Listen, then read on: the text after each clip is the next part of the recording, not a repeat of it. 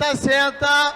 Acalmem o coração, que agora com vocês, área de Ciências Humanas, com a professora Camila.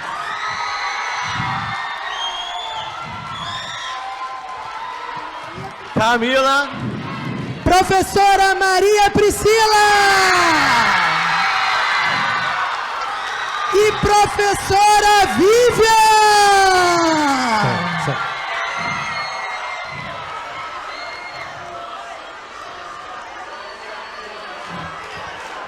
Que isso? Ó, a galera aqui tem fã-clube, hein?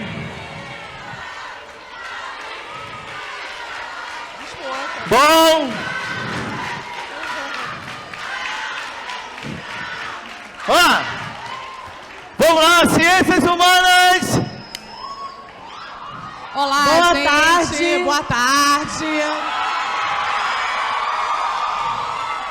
Ó, é animador ver todo mundo assim, super animado para a gente começar a nossa análise das questões com relação à UERJ.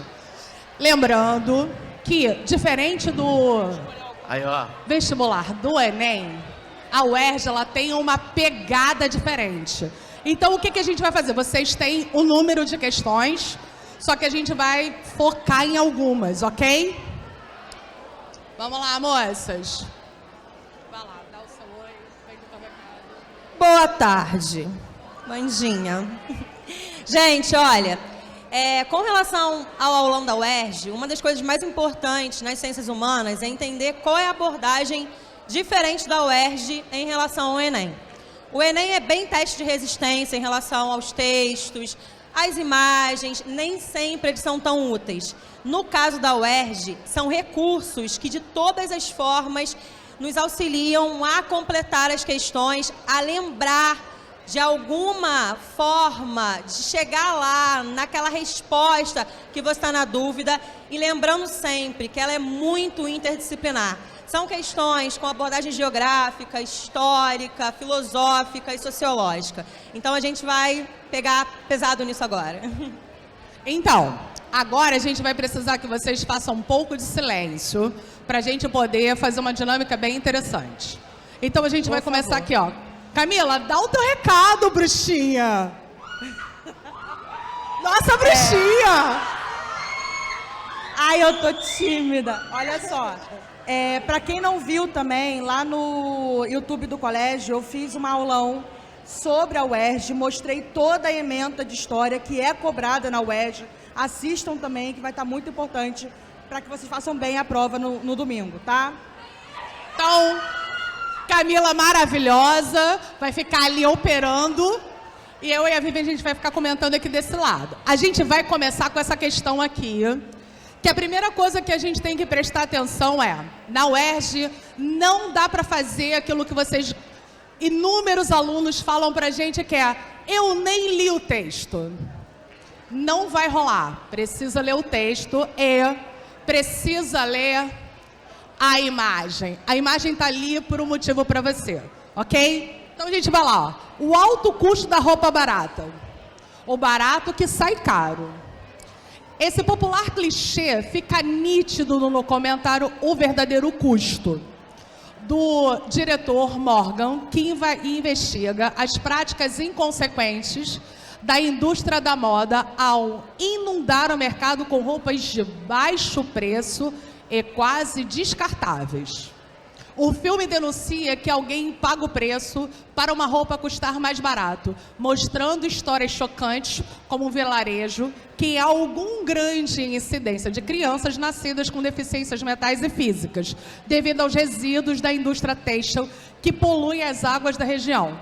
Você pode pensar assim, mas eu não assisti o documentário, mas a chamada, ela é suficiente para você fazer a questão. Mas o documentário também traz a contraposição, a ação de pessoas que estão trabalhando para mudar essa realidade, como a inglesa, uma das pioneiras no conceito de comércio justo no mundo. Opa! Já tem uma sacada para você. O texto já diz para você que tem comércio justo. É algo que você precisa ficar atento. O conceito de comércio justo, olha aqui, já volta aqui para você. Mencionado no texto, engloba o compromisso de viabilizar que o preço pago por uma mercadoria resulte nas seguintes garantias. E aí, quem pessoas? conseguiria resolver essa questão? Calma, Aê, vamos lá. Baixa a mão, vamos Calma. contar, pera aí. Vamos lá, todo mundo abaixa a mão, todo mundo abaixa a mão. Cadê Cadê o a brinde? nossa assistente aqui de palco? Por favor, precisamos de assistente de palco. André, bora aqui, André, vamos trabalhar. Vamos lá. Vem, André. Isso, muito bem. Todo mundo de mão baixa. Vamos lá, respira junto e... 1, 2, 3 já! Por favor, André. Por favor, André. É o nosso assistente de palco imparcial. Meu nome é Maria Clara, sou da Unidade Madureira e é a... Direitos sociais e conservação ambiental? Então... Cadê o gabarito? Está correta. Aê! Gente, presta atenção aqui. Essa questão, ela vai trazer para o debate uma coisa muito importante que a UERJ cobra muito, a questão ambiental. O que seriam as externalidades do custo ambiental? É aquilo que não está sendo cobrado pela mercadoria em si, mas está sendo causado no mundo, tanto como degradação ambiental, como também problemas nos direitos sociais. No caso, o que a gente chama de fast fashion. São roupas descartáveis, mas que causam muita poluição, contaminação ambiental e um problema muito sério, que é, a exploração dos trabalhadores. Made in China, né? Sabe bem disso. É importante também a gente lembrar que a gente está falando aqui de direitos sociais. Então, quando a gente está falando de direito social, a gente está falando ali também da questão da saúde pública. Então, se tem um aumento da contaminação e crianças, vamos lá, galera. Se tem um aumento da contaminação e um aumento das crianças adoecendo, a gente está falando aqui da importância dos direitos sociais, como, por exemplo, a questão da saúde. Bora lá, Camila?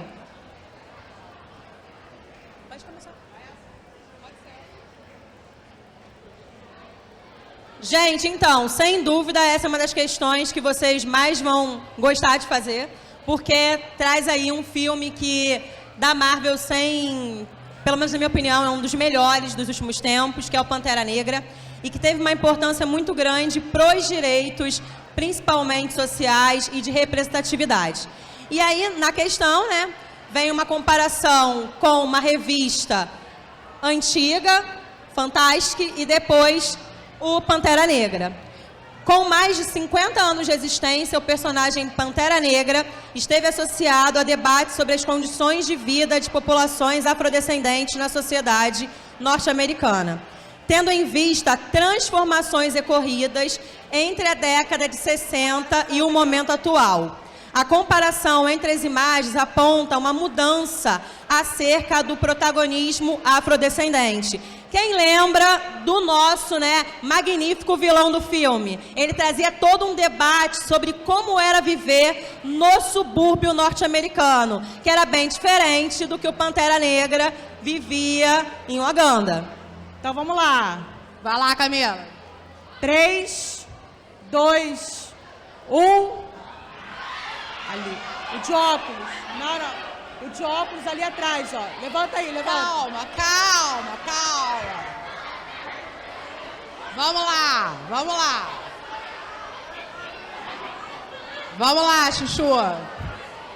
Meu nome é Lucas. Lucas, unidade. Cascadura. Letra D. Letra D. A homogeneização das diferenças raciais. Ah, não, Chuchu. Não, foi. Pode ser a Salamã aqui? Salamã tinha levantado o braço. Vem lá, aquela só. Ela levantou o braço desde a outra. Ana Clara Salamã de Almeida, Cascadura, letra C. Reconhecimento dos direitos civis. Camila? Correto. Então, o que a gente precisa analisar aqui essas duas imagens? A gente está falando sobre contexto histórico. Vou fazer Galera, igual vamos lá. professora em sala de aula. Vou começar a ficar em silêncio. Vamos lá. A gente está falando de duas imagens. As imagens remetem a contextos históricos. Porque aqui fala de 1966 e 2018. A grande pergunta que eu normalmente faço para vocês é a seguinte: o que está sendo perguntado? Não adianta você analisar as imagens e não saber qual é a questão que precisa ser respondida. O que está aqui em destaque é a mudança acerca do protagonismo. Então, vai falar sobre o reconhecimento dos direitos civis, como, por exemplo, o direito a ter propriedade, o direito a casamento, que vai progredindo e depois alcança o direito político de voto. Só fazendo Fala, um adendo Chuchu. também, olha aqui pra mim, galera, olha só. A gente sabe... Peraí, que ela está perguntando... Desculpa, Camila, Rapidinho. fala. A gente sabe que em 68 é que foram incluídos os negros na sociedade americana. Então, são conceitos aqui voltados para os Estados Unidos. Então, em 66, eles ainda não tinham acesso a direitos civis. Então, eles só passam a ter a partir de 68, ok? E além disso, pessoal, tem... Porque não pode saber. Ah, então tá. Mas além disso, tem uma questão que é bem importante sobre o protagonismo afrodescendente. Isso na busca imagética da Marvel vem como representatividade.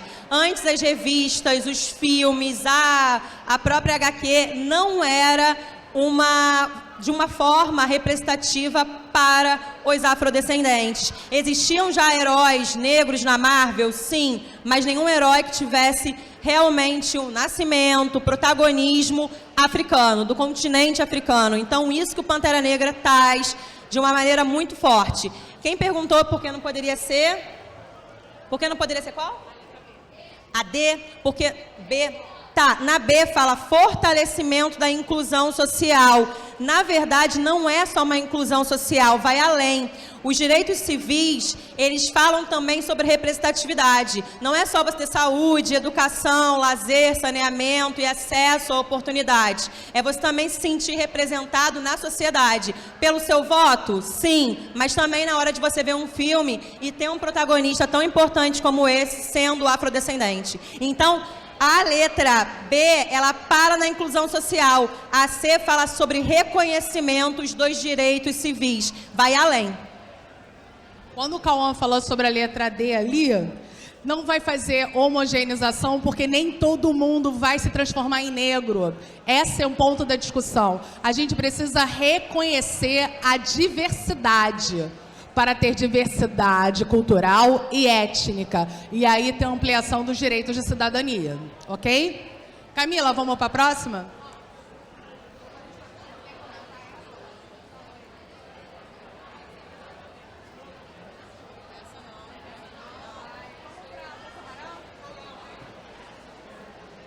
Nós vamos para a questão que vai falar sobre Boko Haram.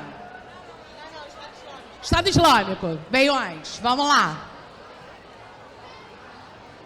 Então, vocês estão reparando que a gente tem textos curtos e sempre Rapidinho, imagens. galera, a conversa paralela tá atrapalhando.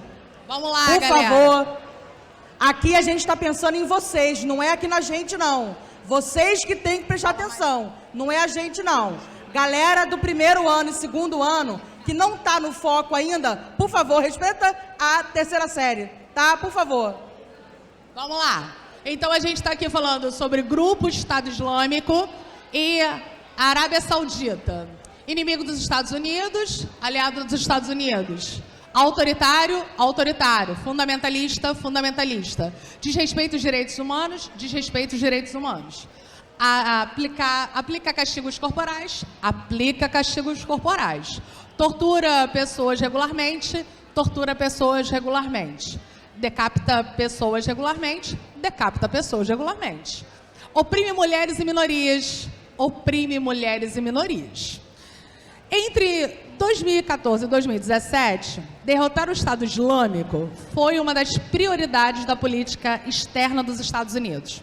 Ao final de 2017, o Estado Islâmico foi considerado militarmente derrotado, perdendo o controle de praticamente todos os territórios que havia conquistado na Síria e no Iraque. A charge aponta a existência de uma incoerência entre os seguintes aspectos da política externa. Ponto importante, queremos saber sobre a incoerência dos Estados Unidos no Oriente Médio. Beleza? Vamos lá. Nós vamos contar até 3. Quem souber responder, a gente... Abaixa a mão, Camila. vamos lá. Camila, conta até 3. 3, 2, 1. Colega ali, ó. Não, foi ali primeiro, ali foi primeiro. Camila falou. Eu não vou mandar. Gabriel, unidade de Nilópolis e a letra B. Letra B de bola. Então vamos ver aqui. Fundamento ideológico e interesse econômico está correto. Rapidinho, o principal ponto aqui que a gente consegue ver esse contraponto é a primeira palavra. Um é inimigo dos Estados Unidos, o outro é aliado dos Estados Unidos. O que acontece? A partir do momento que eu tenho um aliado econômico, o que ele faz fica em segundo plano. Então eu começo a levar em conta apenas a parte econômica. A parte política interna daquele país, eu não vou me meter. A partir do momento que ele vira para mim um inimigo, aí eu me meto nesse país, que é o conceito imperialista americano, que é aplicado até os dias de hoje, ok? Então, pessoal, tem uma questão ideológica que os Estados Unidos é o país que determina não fazer nenhum tipo de negociação, nem exceção com terroristas e não se relacionar com países antidemocráticos quando os seus interesses econômicos não estão em primeiro lugar. Nessa questão, o Estado Islâmico, ele é o inimigo porque os Estados Unidos declarou a guerra contra o terror. Mas a Arábia Saudita se torna parceira econômica, principalmente por conta do petróleo. Então, você tem toda uma questão envolvida em recursos e necessidades que os Estados Unidos vai falar. É antidemocrático? É autoritário? É ditatorial? Vamos fingir que não é assim. Só fazer um adendo, a gente tem que lembrar também que, por exemplo, o Talibã, ele surge de um movimento americano contrário ao governo do Afeganistão.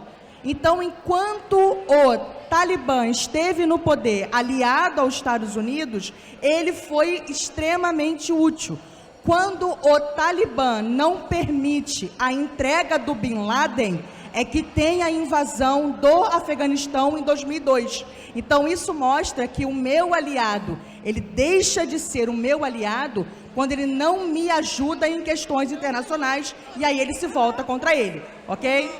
Gente, lembrando que nesse momento que o Talibã era aliado dos Estados Unidos, era porque tinha um período onde era necessário manter aliados, principalmente no Oriente Médio, que controlasse a população, que era o momento da Guerra Fria. Então era necessário manter essa relação de domínio, principalmente no Oriente Médio. Volta um pouquinho. Gente, eu vou só dar uma pitadinha bem sociológica nessa questão, falar o seguinte: a leitura não é ideológica?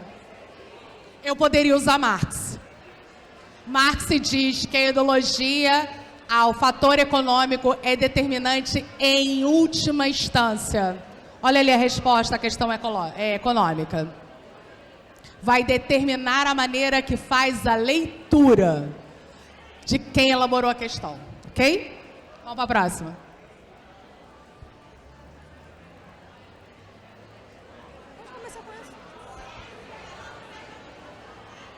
Gente, essa é uma questão extremamente geográfica, até porque já vem com o conceito da geografia, que é fronteira. E aí fala sobre fronteiras reais. As fronteiras reais desrespeitam fronteiras cartográficas e geopolíticas. serpenteiam pelo mundo, dividindo povos e classes. Para cruzar uma fronteira real, não é preciso passaporte ou qualquer outra formalidade. Com um passo, você atravessa uma fronteira econômica, às vezes sem nem se dar conta. Num país como o Brasil, para usar um triste exemplo, pode sair de um mundo e entrar em outro ao dobrar uma esquina. Botsuana aqui, Miami logo ali. Ou seja, tem já no texto uma introdução de um país de terceiro mundo, considerado subdesenvolvido, de uma cidade, né, fazendo a menção, e de uma cidade desenvolvida norte-americana, para fazer a comparação de você, dentro do mesmo país, conseguir encontrar essas realidades. E aí a pergunta é, com base na reflexão do escritor, um exemplo de fronteira real dos dias atuais está presente em... Vamos lá. 3.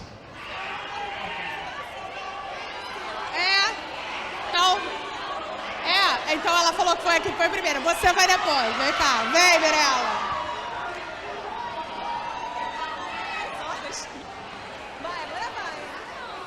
Eu sou a Mirella, da unidade de Bento Ribeiro, eu acho que é a letra D. Letra D? Letra D! Gente, essa aí era dada no sentido de que ele não está falando de fronteira cartográfica, que é que está no mapa. Não é uma fronteira geopolítica, que é aquela que... Ô, pessoal, presta atenção, por favor. Voltando. Não é uma fronteira geopolítica como aquela que divide os países e precisa de um passaporte para você atravessar.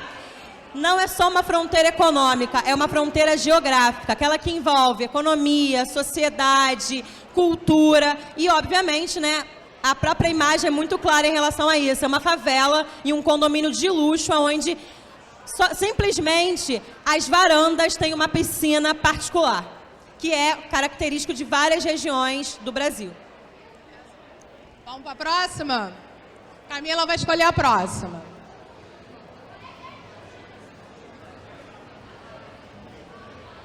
Vamos essa? Deixa eu começar. Camila, bora? Então vamos lá, galera. O cartaz acima, divulgado no aeroporto, nas ruas e no ônibus de Yerevan, capital da Armênia, faz alusão ao líder otomano Talat Pasha e ao Adolf Hitler. A imagem é uma das mais espalhadas pela cidade para lembrar o centenário do massacre de até 1,5 milhão de armênios nas mãos dos turco-otomanos, cujo império estava se desintegrando em meio à Primeira Guerra Mundial. Muitos eram civis deportados a regiões desérticas, onde morreram de fome e sede. Outros milhares foram massacrados. No centro da cidade, muitos pontos de ônibus exibem fotos de sobreviventes. Através da lembrança do massacre dos armênios em 1915, é possível comparar experiências históricas com o objetivo de fomentar, na atualidade, práticas sociais de reconhecimento de...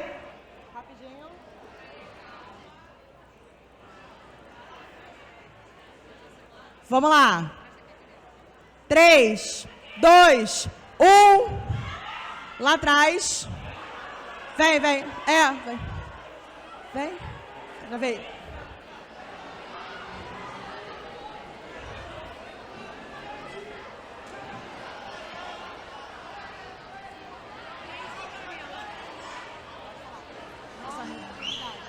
Jasmine, unidade de Ilha, letra A.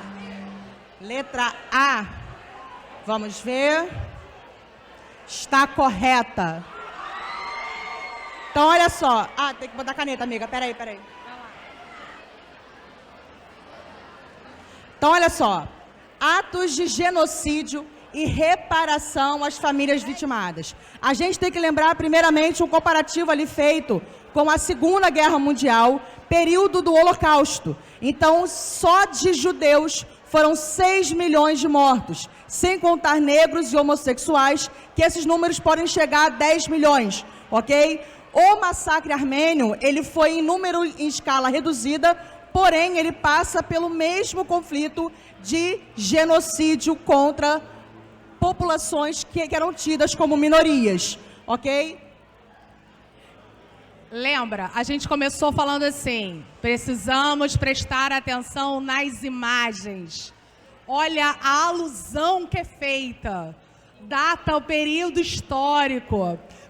Existe uma aula no Plus, que eu gravei de Sociologia, que fala sobre a questão dos direitos humanos e a construção do percurso com relação ao Holocausto. Precisa ficar atento, porque aí você vai saber sobre a questão do genocídio e você vai entender a questão da reparação, ok?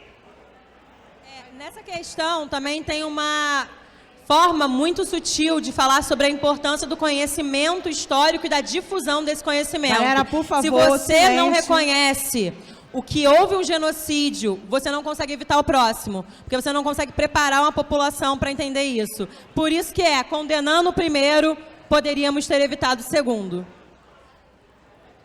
Vamos lá. Estamos indo para a última questão.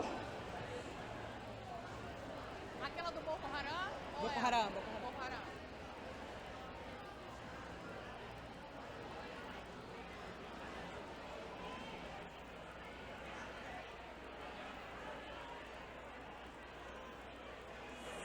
Faz igual a menina do Fantasia, fica dançando enquanto tá subindo. Agora foi. Precisa entreter a plateia. É o Chegou. entretenimento. Vamos lá. Temos Rapidinho, aqui só fazer uma Priscila, imagem. rapidinho. Fala aí. Lembrando que depois, as questões que não foram resolvidas aqui, as supervisões de vocês irão receber o gabarito que será disponibilizado a vocês, tá? Então façam como material de apoio, beleza? Façam as questões, ok? Então a gente já começa aqui com uma imagem de entrada. Já pode reparar que já Vamos lá, Galera, por chuchus. favor, a conversa. Vamos lá. A gente já começa a ver que a imagem ela é interessante. Ela é uma mulher, ela tá usando o hijab, tá?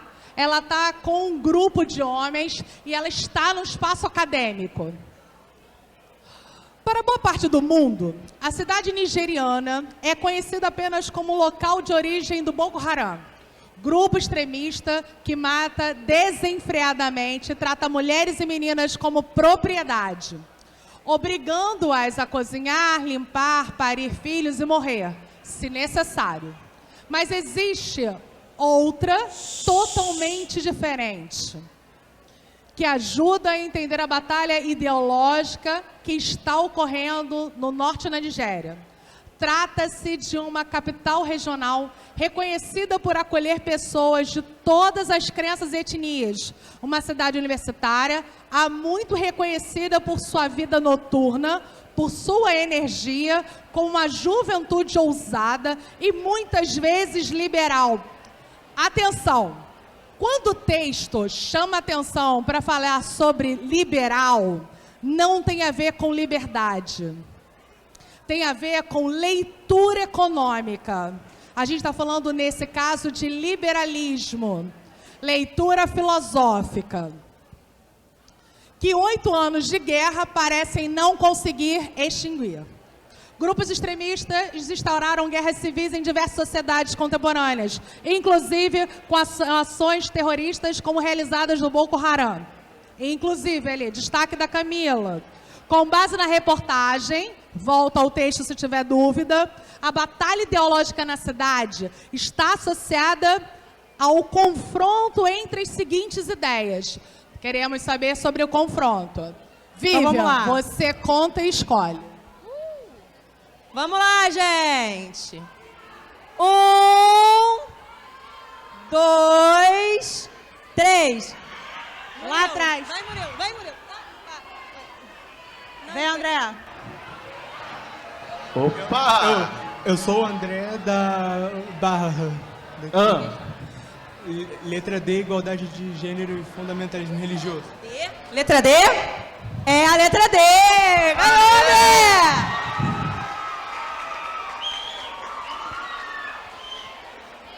Gente, essa questão tinha um contexto histórico, geográfico, sociológico. A gente vai falar rapidinho, só para determinar.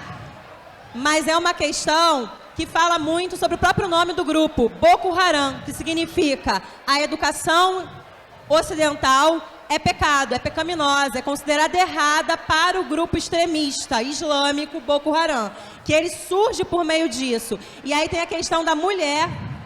Esse é o problema. Uma mulher no meio acadêmico é muito ofensivo para esse grupo que é extremamente voltado para práticas conservadoras. Então isso é uma oposição que é colocada na letra D, igualdade de gênero, ela pode estudar, ela pode participar de espaços acadêmicos e fundamentalismo religioso. Cara, tá muito dada a questão de gênero. Ela tá parada aqui no meio, precisa ler. Ela tá de pé. Ela está de pé, olhando para os demais, é protagonismo. Por isso a gente vai destacar a questão de gênero. A leitura da imagem é fundamental nessa questão. Exatamente. A gente tem que lembrar também que estamos falando de um país árabe que por muitas vezes as pessoas acham que a mulher não tem voz, mas ela, quando não tem voz, é porque ela é silenciada pelo Estado e não pela religião. A religião islâmica, ela não coloca a mulher em segundo plano, muito pelo contrário.